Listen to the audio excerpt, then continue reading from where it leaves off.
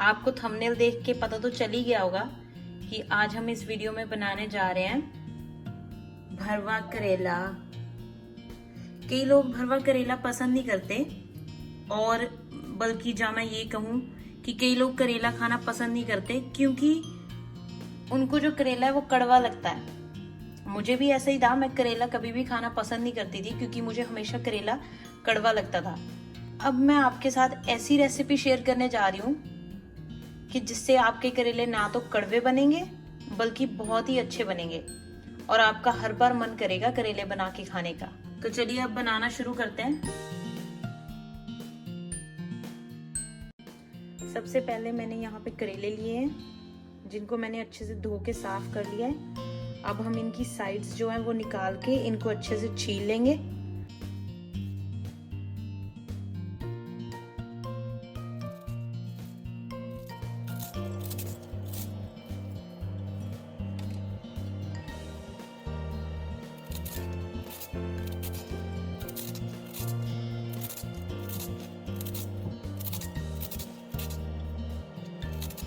तो करेले जो है मैंने सारे करेले छील लिए हैं अच्छे से, और छीलने के बाद मैंने इनको अच्छे से साफ कर लिया, दोबारा धो लिया इनको।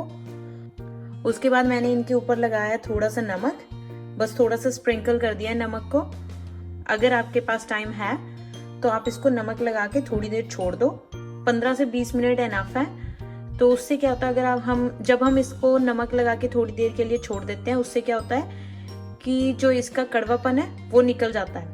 और जो इसकी इम्पॉर्टेंट चीज़ है जो मैंने आपको बतानी है वो ये है कि जो इसका छिलका है वो हमने फेंकना नहीं है, वो हमें यूज़ करना है। क्योंकि पहले मैं भी यही सोचती थी कि जो छिलका होता है उसमें ज़्यादा कड़वापन होता है, तो उससे करेले हमारे कड़वे हो जाते हैं, और अगर हम करेले का जो छिलका है वो यूज़ करते हैं। पर ऐसा बिल्कुल नहीं है, इससे बिल्कुल भी कड़वा नहीं होते करेले। तो चलिए सबसे पहले मैं आपको दिखाती हूँ इसकी जो फिलिंग है उसे बनाने के लिए हमें क्या क्या चाहिए।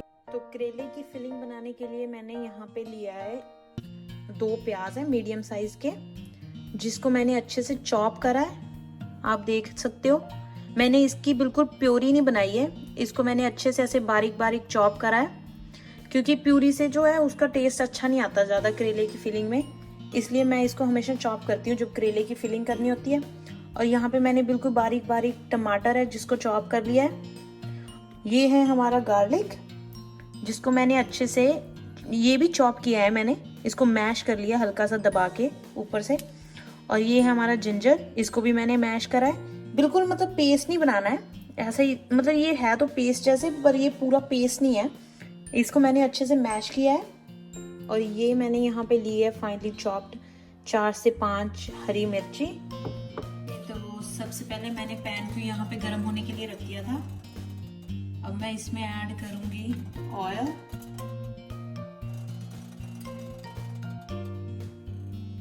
तकरीबन इतना सा ऑयल मैं ऐड कर रही हूँ, आप अपने हिसाब से डालना। जब ये थोड़ा सा गर्म हो जाए फिर हम इसमें ऐड करेंगे जीरा। तकरीबन 1 टेबलस्पून जीरा है।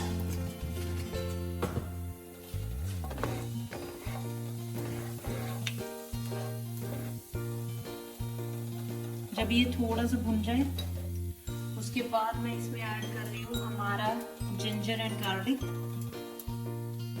जिंजर और गार्लिक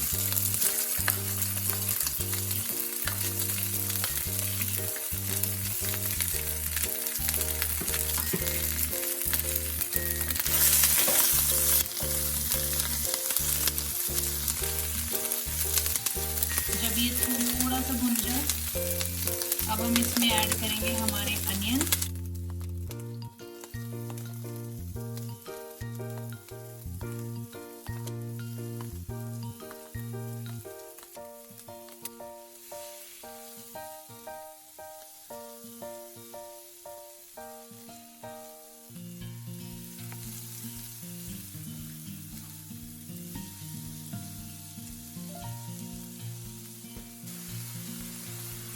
जैसे ही हम इसमें प्याज डालेंगे बिल्कुल 2 मिनट के बाद ही हमने इसमें हमारे जो करेले के छिलके हैं वो ऐड करेंगे।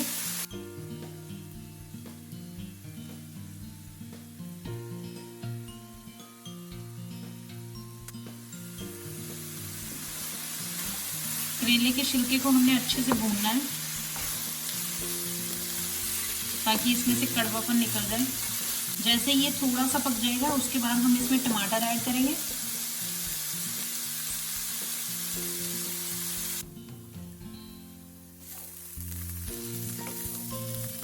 हमारा जो मसाला है वो अब थोड़ा सा भुन चुका है, हमारे जो करेले के छिलके हैं।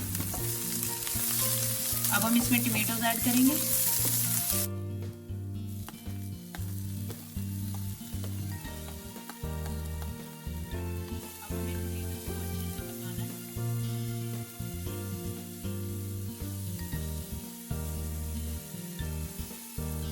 मैं अब इसमें हरी मिर्ची भी ऐड कर दूँ।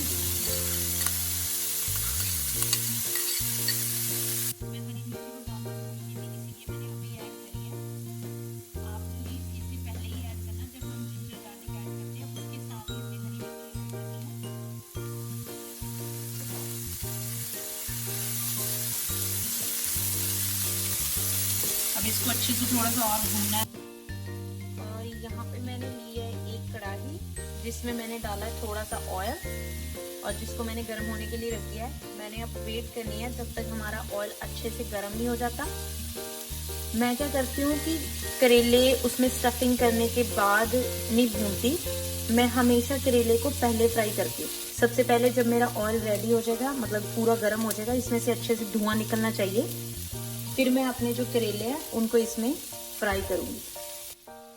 हमारा ऑयल जो है वो अच्छे से गर्म हो चुका है, आप देख सकते हो उसमें से धुआं निकल रहा है। तो अब मैं इसमें करेले ऐड करूँगी। हमें करेले बहुत ध्यान से ऐड करने हैं क्योंकि हमारे करेलों में से पानी निकला होता है, क्योंकि हमने वो नमक लगा के रखे हुए थे, तो उसमें मॉइस्चर हो रखा होता है, तो वो आपके मुंह पे छींटे पड़ सकते हैं अगर हम ऑयल में डालोगे। तो बी वेरी केयरफुल। आप चाहे तो उसे डालने से पहले वेट टॉवल से या पेपर टॉवल से उसे थोड़ा ड्राई कर सकते हैं। तो मैं ऐसे अब डाल दूँगी।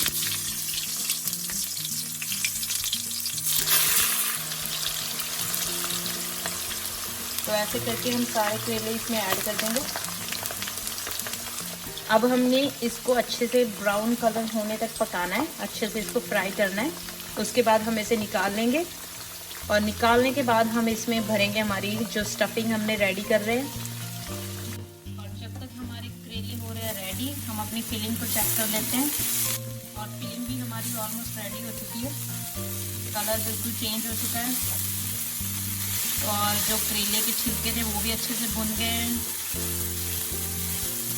और हमारे टमाटोज भी अच्छे से सॉफ्ट हो गए। तो चलिए अब हम इसमें मसाले ऐड कर देते हैं। सबसे पहले मैं डालूंगी इसमें नमक 1.5 टेबलस्पून और 1 टेबलस्पून गरम मसाला और 1/2 टेबलस्पून हल्दी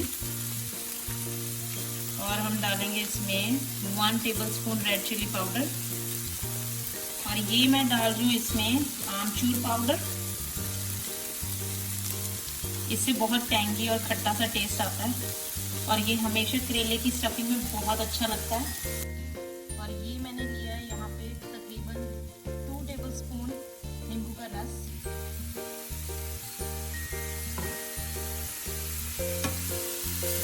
अब अच्छे से कर देंगे इसको मिक्स और थोड़ी देर मसालों को पकाएंगे। हमारी जो स्टफिंग है वो भी है रेडी। तो अब हम गैस को बंद कर देते हैं। जब तक हमारे करेले रेडी होते हैं तब तक हमारी जो स्टफिंग है हम उसको ठंडा होने के लिए रख देंगे साइड में। तो ये देखिए हमारे जो करेले हैं अब अच्छे से फ्राई हो चुके हैं। अब मैं इनको निकाल लूँगी। मसाला हमने इसका ऑलरेडी ठंडा होने के लिए रख दिया था। तो चलिए अब करेले निकाल लेते हैं। तो हमारी जो स्टफिंग है वो भी मैंने ऐसे इसको अच्छे से प्लेट में फैला के ठंडा होने के लिए रख दिया था, वो भी ठंडी हो चुकी है अब। और जो हमारे करेले हैं वो मैंने निकाल लिए हैं ऑलरेडी। तो ये भी इतने गर्म नहीं है, अब ठीक है, हम इसको भर सकते हैं। तो चलिए अब जो हमारी फिलिंग है वो करेलों के अंदर भर लेते हैं। यहाँ पे मैंने कढ़ाई में थोड़ा सा ऑयल छोड़ा हुआ है और मैंने इसको सिम पे करके रख दिया है। अब जैसे ही हम करेले में फिलिंग डालेंगे, करेले फिल करके हम इसमें डालते जाएंगे। हमने इसको भूनना नहीं है क्योंकि हमारी जो स्टफिंग है वो भी ऑलरेडी रेडी है और जो हमारे करेले हैं वो भी अच्छे से कुक्ड है, तो हमें बहुत ज़्यादा इसको भूनना नहीं है फिलिंग भर के। हमने सिर्फ इसको हल्का सा सेक लगाना है, वो भी मीडियम गैस पे करके। तो चलिए अब जैसे जैसे हम फिलिंग करते हैं वैसे वैसे मैं करेले इसमें कढ़ाई में डालती जाऊंगी।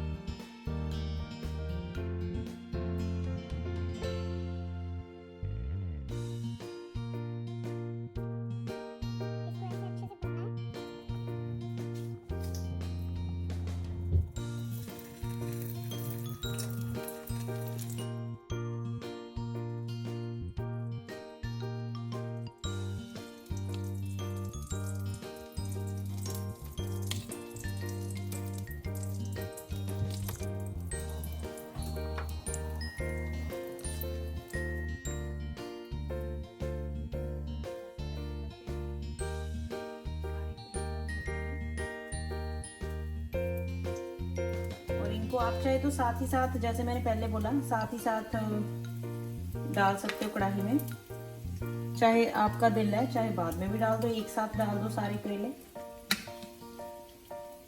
कुछ मैंने ऑलरेडी डाल दिए हैं और बाकी के जो बचे हुए करेले हैं वो मैं अभी डाल दूंगी। अगर आपके पास इसकी स्टफिंग जो है ना वो बच भी जाए, अगर आप उसको ऐसे ही भी खाओ ना तो आपको ऐसा ही लगेगा कि बिल्कुल करेले बने हैं जैसे, क्योंकि उसमें जो हमने करेले के छिलके डाले हैं कड़वे बिल्कुल नहीं है, पर उसमें से ऑब्वियसली करेले का टेस्ट तो आ ही रहा है। तो ये होगी मेरे सारे करेले फिल।